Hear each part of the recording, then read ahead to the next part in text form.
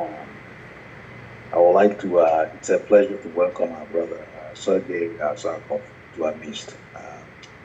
We have been friends on Facebook as well and commented on each other's comment and liked and everything. So, brother, your shalom, welcome.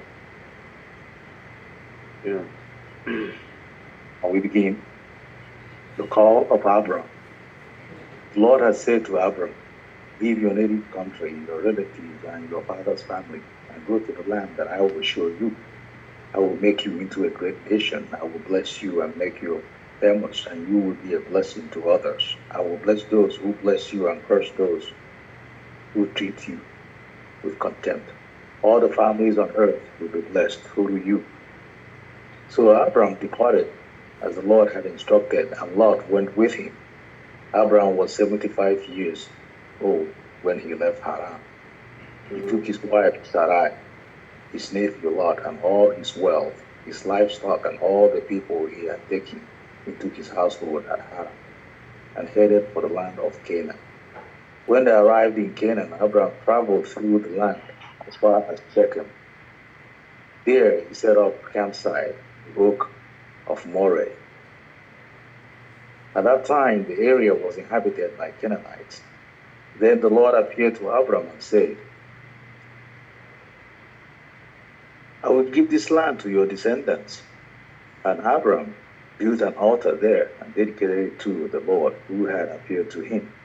After that, Abram traveled south and set up camp in the hill country with Bethel to the west and Ai to the east.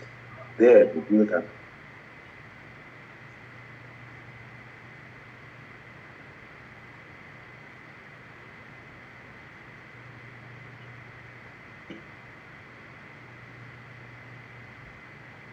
At that time, a severe famine struck the land of Canaan, forcing Abram to go down to Egypt, where he lived as a foreigner. As he approached the border of Egypt, Abram said to his wife Sarai, look, you are a very beautiful woman. When the Egyptians see you, they will say, this is his wife. Let's kill him, then we can have her. So please tell them, you are my sister. Then they will spare my life and treat me well because of their interest in you. And sure enough, when Abraham arrived in Egypt, everyone noticed Sarah's beauty. When the palace officials saw her, they sang her praises to Pharaoh, their king, and Sarai was taken into his palace. Then the Pharaoh gave Abraham many gifts because of her: sheep, goats, cattle, and female donkeys, male and female servants, and camels. But the Lord sent terrible plague upon the Pharaoh and his household because of Sarah, Abram's wife. So Pharaoh summoned Abram and accused him sharply. Why have you done to me? What have you done to me? He demanded. Why didn't you tell me she was your wife? Why did you say she is my sister and allow me to take her as my wife? Now then, here is your wife. Take her and get out of here. Pharaoh ordered some of his men to escort them, and he sent Abram out of the country along with his wife and all his possessions. Chapter 13. Abram and Lot separate. So Abram left Egypt and traveled north into the Negev along with his wife and Lot and all that they owned. Abram was very rich in livestock, silver, and gold. From the Negev, they continued traveling by stages toward Bethel, and they pitched their tents between Bethel and Ai, where they had camped before. This was the same place where Abram had built the altar, and there he worshipped the Lord again. Lot, who was traveling with Abram, had also become very wealthy with flocks of sheep and goats, herds of cattle, and many tents. But the land could not support both Abram and Lot with all their flocks and herds living so close together. So disputes broke out between the herdsmen of Abram and Lot. Finally, Abram said to Lot, let's not allow this conflict to come between us. or herdsmen. After all, we are close relatives. The whole countryside is open to you. Take your choice of any section of land you want, and we will separate. If you want the land to the left, then I will take the land on the right. If you prefer the land on the right, then I will go to the left. Lot took a long look at the fertile plains of the Jordan Valley in the direction of Nz'r. The whole area was well watered everywhere, like the garden of the Lord, for the beautiful land of Egypt. This was before the Lord destroyed Sodom and Gomorrah.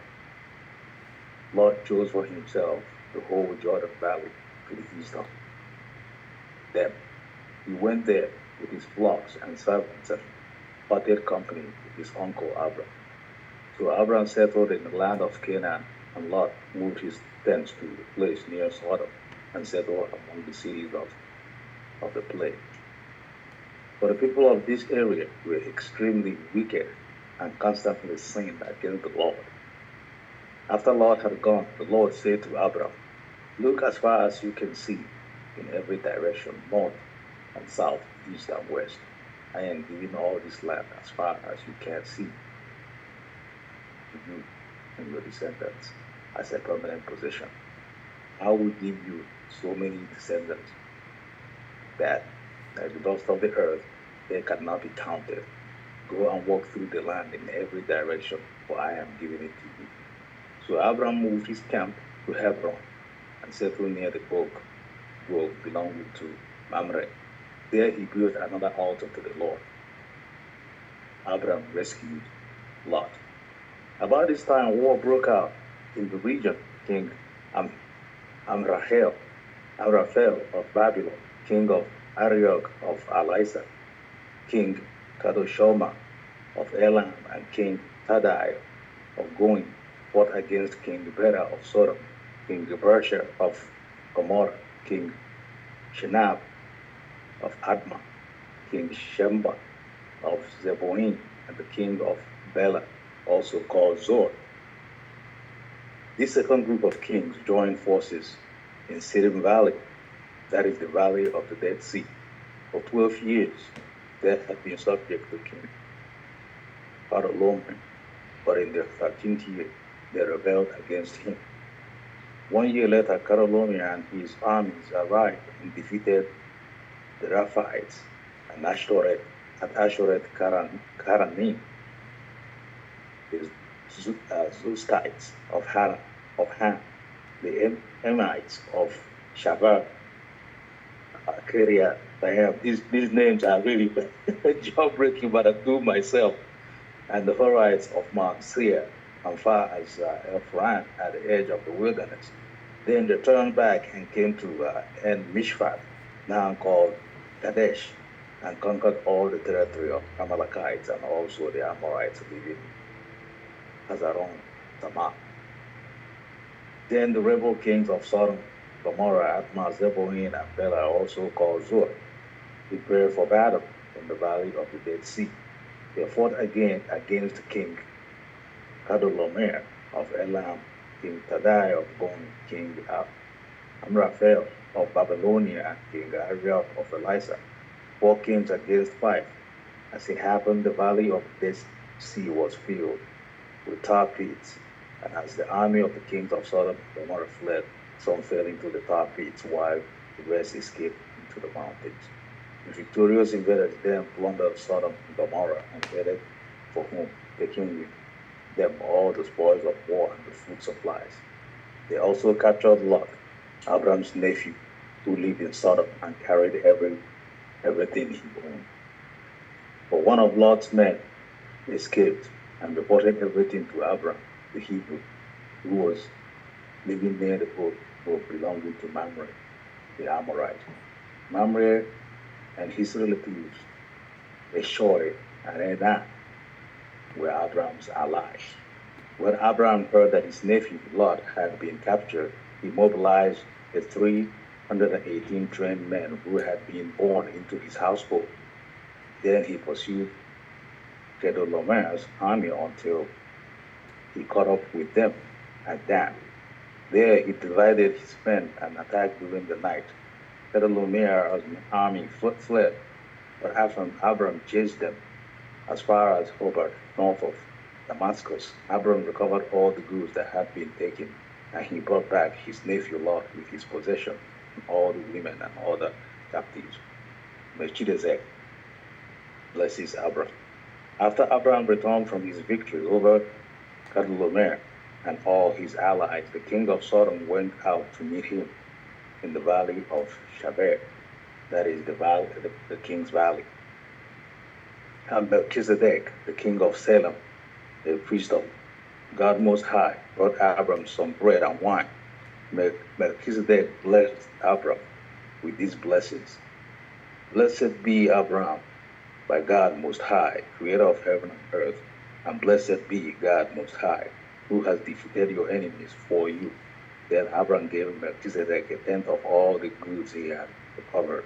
The king of Sodom said to Abram, give back my people who were captured, but you may keep for yourself all the goods you have recovered. Abram replied to the king of Sodom, I solemnly swear to the Lord, God Most High, creator of heaven and earth, that I will not take so much as a single thread of sandal thong for what belongs to you. Otherwise, you might say, I am the one who made Abram rich. I will accept only what my young warriors have already eaten, and I request that you give a fair share of goods to my allies, and Ashur and Mamre. Chapter 15. The Lord's covenant promise to Abram. Sometime later, the Lord spoke to Abram in a vision and said to him, do not be afraid, Abram, for I will protect you, and your reward will be great. But Abram replied, O sovereign Lord, what good are all your blessings when I don't even have a son, since you have given me no children? Eleazar of Damascus, a servant in my household, will inherit all my wealth. You have given me no descendants of my own, so one of my servants will be my heir. Then the Lord said to him, no, your servant will not be your heir, for you will have a son of your own who will be your heir. Then the Lord took Abram outside and said to him, look up into the sky and count the stars, if you can. That's how many descendants you will have. And Abram believed the Lord, and the Lord counted him as righteous because of his faith. Then the Lord told him, I am the Lord who brought you out of Ur of Chaldeans to give you this land as your possession. But Abram replied, O sovereign Lord, I cannot be sure that I can actually possess it. The Lord told him, bring me a 3-year-old heifer, a 3-year-old female goat, a 3-year-old ram, a tough dove, and a young pigeon. So Abram presented all these to him and killed them. Then he cut each animal down into the middle and laid the half side by side. He did not, however, cut the birds in half, since vultures swooped down to eat the carcass, but Abram chased them away. As the sun was going down, Abram fell into a deep sleep, and a terrifying darkness came down over him. Then the Lord said to Abram, you can be sure that your descendants will be strangers in a foreign land, where they will be oppressed as slaves for 400 years. But I will punish the nation that enslaves them, and in the end they will come away with great wealth. As for you, you will die in peace and be buried at a ripe old age. After 4 generations, your descendants will return here to this land, for the sins of Amorites will not yet warrant their destruction. After the sun went down, darkness fell. Abram saw a smoking fire pot and a flaming torch pass between the halves of the carcass. So the Lord made a covenant with Abraham that day and said, I have given this land to your descendants all the way from the water of Egypt to the great Euphrates River, the land now occupied by Canaanites, Kenizzites, Cadmonites, Hittites, Perizzites, Rephaites, Amorites, Canaanites, Girgashites, and Jebusites, the birth of Ishmael. Now, Sarai, Abraham's wife, had not been able to bear children for him, for she had an Egyptian servant named Hagar. So Sarai said to Abram, "The Lord has prevented me from having children. Go and sleep with my servant. Perhaps I can have children through her." And Abram agreed with Sarai's proposal. So Sarai, Abram's wife, took Hagar, the Egyptian servant, and gave her to Abram as a wife. This happened 10 years after Abram had settled in the land of Canaan. So Abram had sexual relations with Hagar, and she became pregnant. But when Hagar knew she was pregnant, she began to treat her mistress Sarai with contempt. Then Sarai said to Abram, "This is all your fault. I put my servant in your arms, but now that she is pregnant, she treats me with contempt. The Lord will show who's wrong, you or me." Abram replied, "Look, she is your servant, so you deal with her as you see fit." Then Sarai treated Hagar so harshly that she finally ran away. The angel of the Lord found Hagar beside a spring of water in the wilderness along the road to shore. The angel said to her, "Hagar, Sarai's servant, where have you come from, and where are you going?" "I am running away from my mistress, Sarah," she said. The angel of the Lord said to her, "Return to your mistress and submit to her authority." Then he added, "I will give you more descendants than you can count." And the angel also said, "You are now pregnant and will give birth to a son. You are to name him Ishmael, which means God hears. For the Lord has heard your cry of distress. This son of yours will be a wild man, as untamed as a wild donkey. He will raise his fist against everyone, and everyone will be against him. Yes, he will live in open hostility against all his relatives." Thereafter, Hagar used another name to refer to the Lord who had spoken to her. She said, "You are God who sees me." She said, "Have I truly seen the one who sees me?" So that well was named Beer Lahai Roy, which means well of living one who sees me. It can still be found between Kadesh and Beret. So Hagar gave Abram a son, and Abram named him Ishmael. Abram was 86 years old when Ishmael was born. Chapter 17. When Abram was 99 years old, the Lord appeared to him and said, "I am El Shaddai, God Almighty.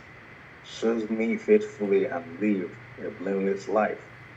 I will make a covenant with you by which I will guarantee to you countless descendants."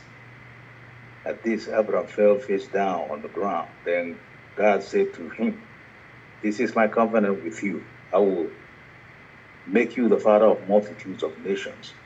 What's more, I am changing your name.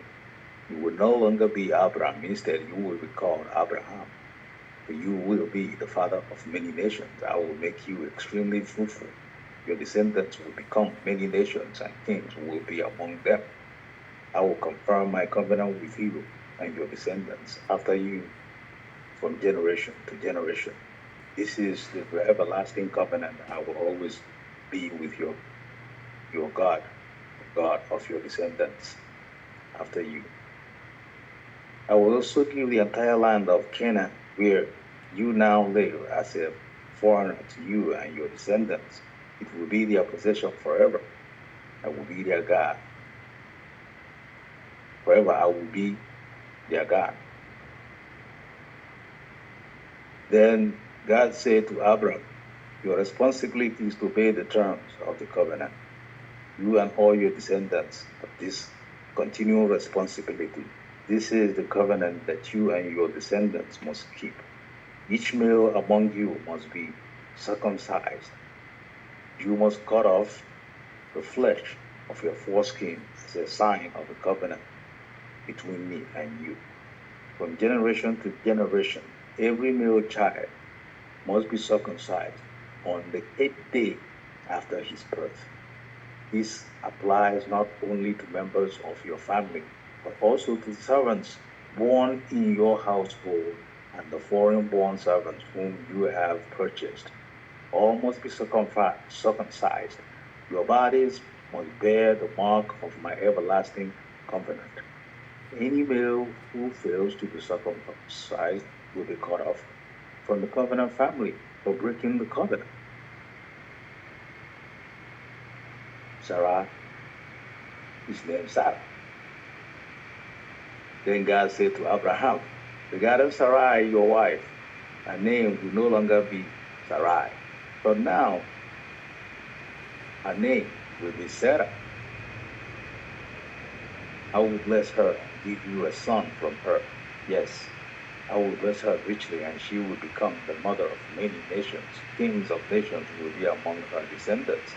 Then Abraham bowed down to the ground, for he laughed to himself in disbelief. How could I become a father at the age of 100? He thought.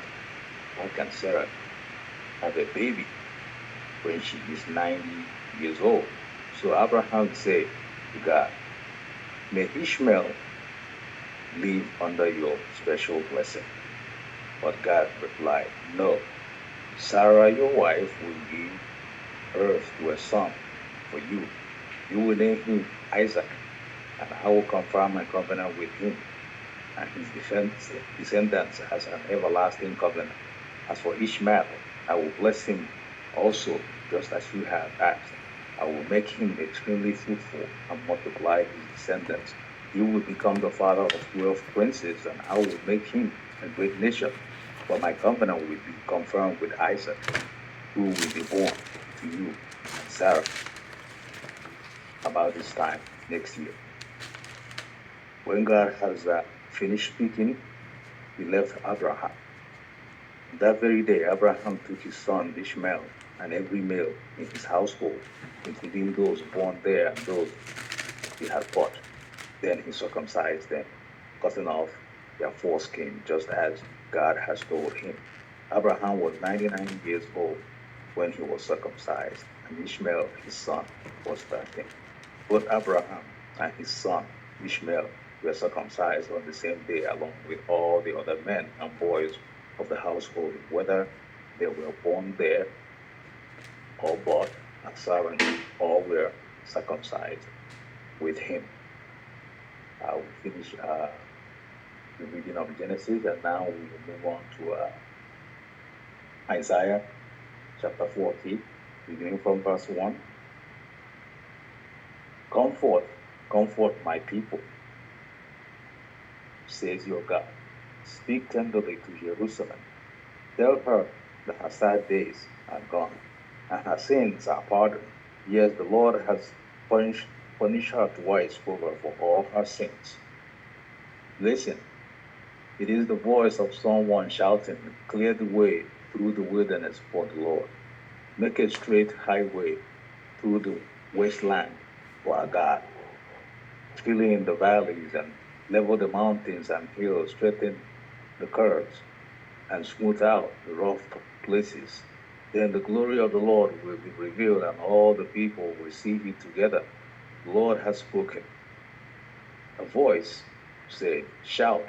I asked, why should I shout? Shout that people are like the grass, that beauty fades as quickly as the flowers in a field. The grass withers and the flowers fade beneath the breath of the Lord, and so it is with people. The grass withers and the flowers fade, but the word of our God stands forever. O Zion, messenger of good news, shout from the mountain tops. Shout it louder, O Jerusalem. Shout and do not be afraid. Tell the towns of Judah, Your God is coming. Yes, the sovereign Lord is coming in power. He will rule with a powerful arm. See, he brings his rewards with him as he comes. He will feed his flock like a shepherd. He will carry the lambs in his hand, holding them close to his heart. He will gently lead the mother sheep with their young. Who else has held the ocean in his hand? Who has measured off the heavens with his fingers? Who else knows the weight of the earth or has weighed mountains and hills on a scale? Who is able to advise the Spirit of the Lord? Who knows enough to give him advice or teach him? Has the Lord ever needed anyone's service? Does he need instruction about what is good? Did anyone teach him what is right or show him the path of justice? No, for all the nations of the world are but a drop in the bucket. They are nothing more than a dust on the scales. He picks off the whole earth as though it were a grain of sand. All the wood of Lebanon's forest and all the Lebanon's animals will now be enough to make the burnt offering worthy of our God. The nations of the world are worth nothing to him. In his eyes, they count for less than nothing, mere emptiness and froth.